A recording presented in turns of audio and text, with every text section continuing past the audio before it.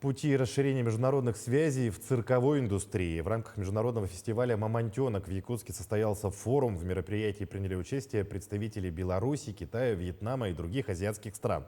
Участники обсудили сотрудничество между цирками. Хорошим опытом отметили обучение якутских детей в Китае. По словам директора Государственного цирка Якутии Сергея Расторгуева, при наличии финансирования отправится 4-я группа циркачей на обучение в Поднебесную.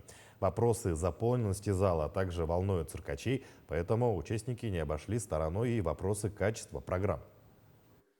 В 2018 году ваши артисты приезжали на новогоднюю программу.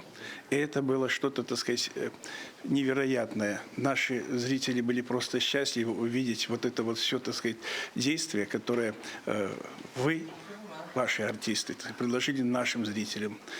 И представьте себе, за 1 месяц мы тогда отработали 71 представление. Это просто буквально фантастическая, так сказать, цифра. И при 100% заполняемость зала.